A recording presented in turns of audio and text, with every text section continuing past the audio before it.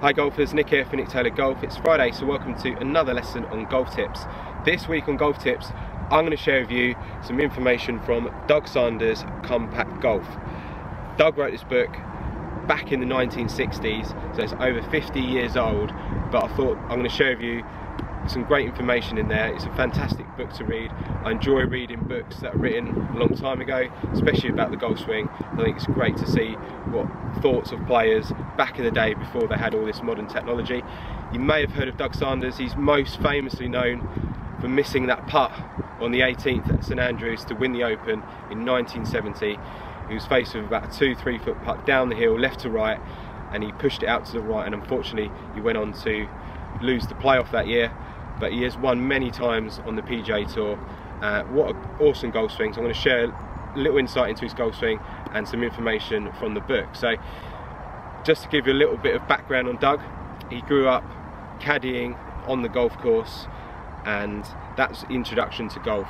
Walking around the fairways when he was really young. I think he was about 10 years old, sort of carrying a bag for the members, and he sort of grew to love the game. And the reason he's sort of calls it compact golf, because he sort of self-taught himself a compact golf swing. When he was out caddying, he wasn't allowed to play the golf course, but he would sneak ahead of the group, and out of sight he would hit golf balls down the fairway, and he'd learned to develop a technique which was very compact, which kept the ball straight, so he didn't have to go walking off to try and find his golf ball. It was important for him that he kept it in the fairway so he wouldn't lose his golf ball. So he develops a very compact swing, and that's what the book's based around really. But there's little technical information there which I'm going to share with you in a second, but just to sort of give an insight into his swing, I'm going to play it on the screen here so you can see that Doug's thought was, if you have a wide stance and quite a short golf swing, not as much can go wrong. And reading his book, it kind of reminds me of a drill which I use quite a lot in my lessons, and the drill is to preset body weight at setup by having the low body weight on the left, having the hands forward, the back leg a little bit straighter, and just having a short backswing, keeping the arms pretty straight. We don't want these arms flexing, keeping the arms straight to about here, and then extending the body and turning through into the finish. So set up, low body weight on the left, hands forward, back leg straight, and then just a short backswing, and then extend into the finish. So keeping those arms pretty straight, it makes it a lot easier to come down and hit the ground in the same spot every time by doing that swing. So that's a really good drill. If you're really struggling with contact, try and work on that. I did do videos on that, so you'll be able to find them. I'll link them in the description below.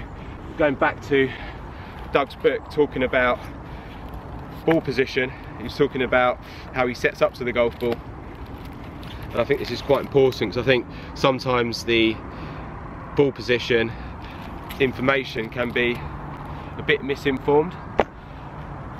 So I find a lot of golfers will vary their ball position. So I've got a stick here just to sort of give you an idea roughly of where the ball position is in relation to my feet.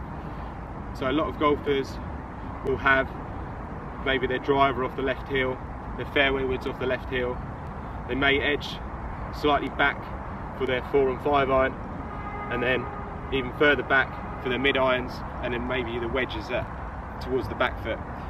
Not everyone does this, but a lot of golfers I teach, they vary the ball position, and from experience using modern technology, TrackMan, GC2, etc., if you move the ball position about, it affects the path of the swing.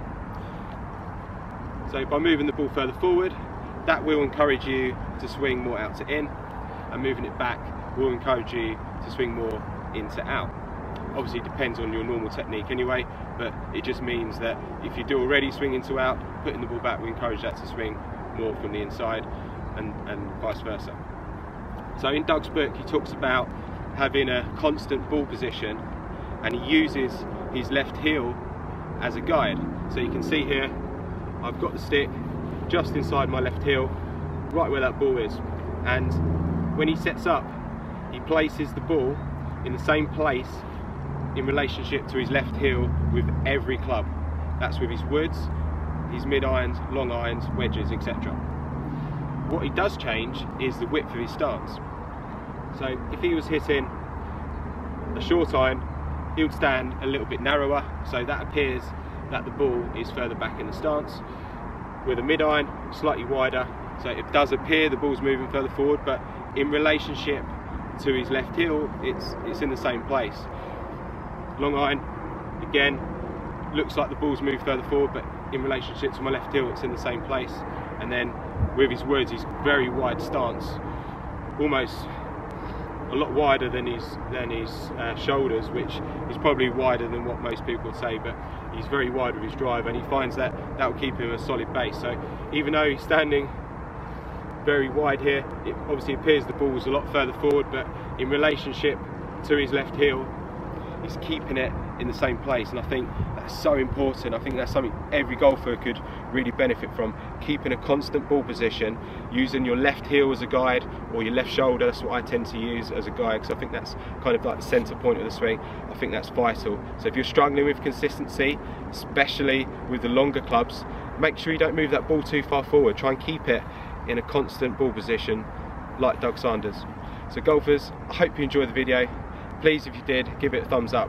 That really helps me. If you haven't already, please subscribe to my channel, and you can follow me on my other social media platforms such as Facebook, Instagram and Twitter.